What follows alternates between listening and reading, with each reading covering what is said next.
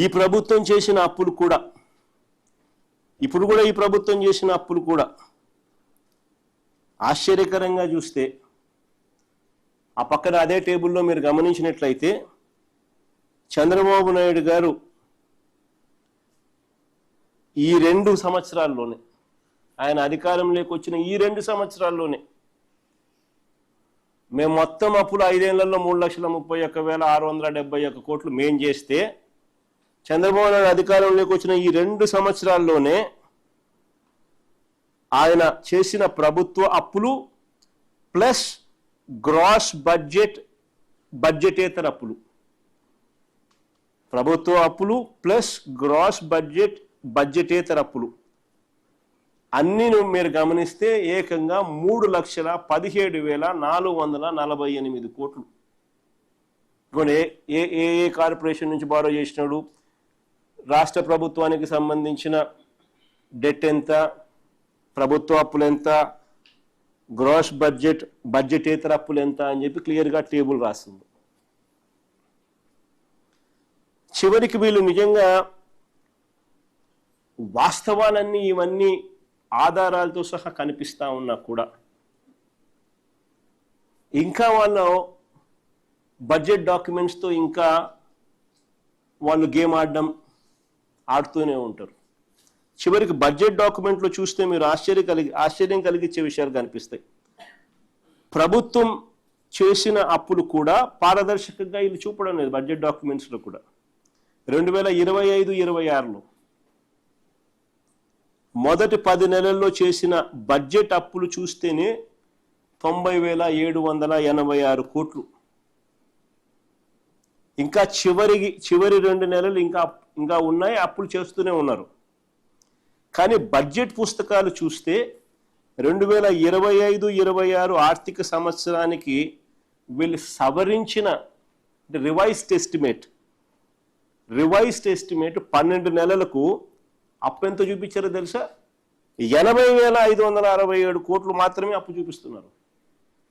10 నెలలకే కాగ్ లెక్కల ప్రకారమే 10 నెలలకే 90,768 కోట్లు అప్పు చేసినారు. 10 నెలలకే. వీళ్ళు 2025-26 12 నెలలకు కలిపి ఇంకా 2 నెలలు ఉన్నాయి, అప్పు 10,000 కోట్లు తగ్గింది. వాళ్ళ బడ్జెట్ డాక్యుమెంట్స్ ప్రకారమే 80,567 కోట్లు మాత్రమే అప్పులు చూపిస్తున్నారు. అంటే దాని అర్థం ఏంది?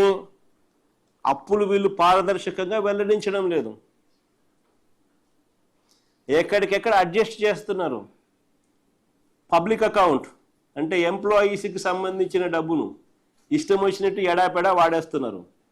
అంతే కదా దాని అర్థం, అడ్జస్ట్మెంట్ చేస్తున్నారంటే.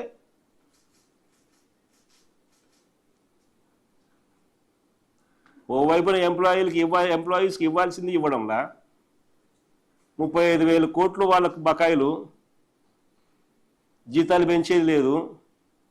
మరోవైపున వాళ్ళ జీతాలతో వాళ్ళ అకౌంట్తో వీళ్ళు గేమ్ ఆడుతున్నారు.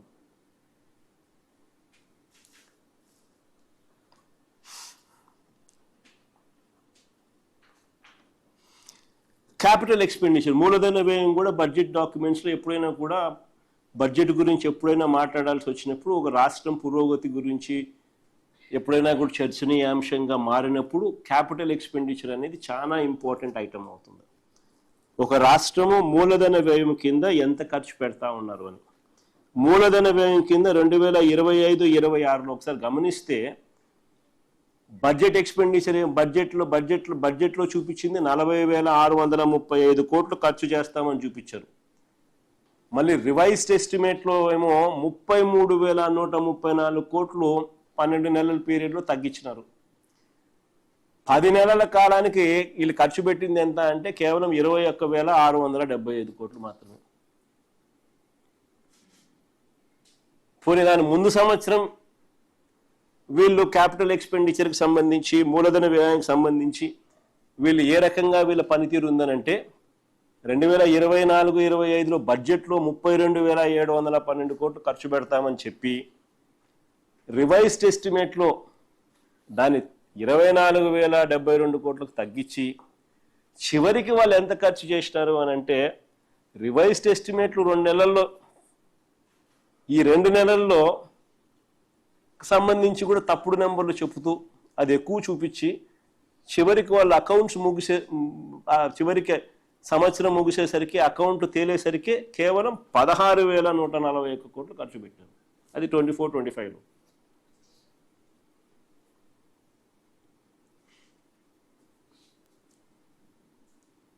అంటే రివైజ్డ్ ఎస్టిమేట్స్తో కూడా ఆడుకుంటున్నారు.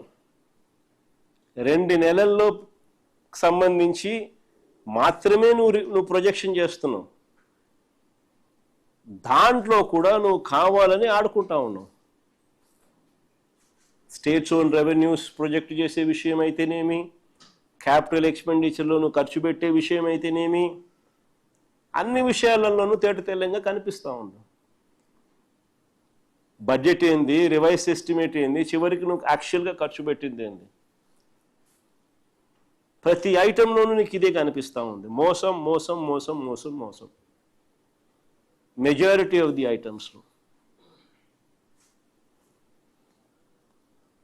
చివరికి 2026-27లో ఏకంగా ఈ ఆర్థిక సంవత్సరంలో 48,097 కోట్లు క్యాపిటల్ ఎక్స్పెండిచర్ ఖర్చు పెడతామని చెప్తున్నారు.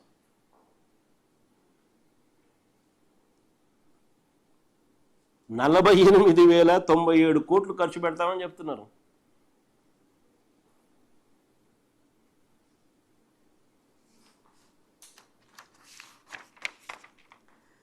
చంద్రబాబు ఎన్నికలకు ముందు ఇచ్చిన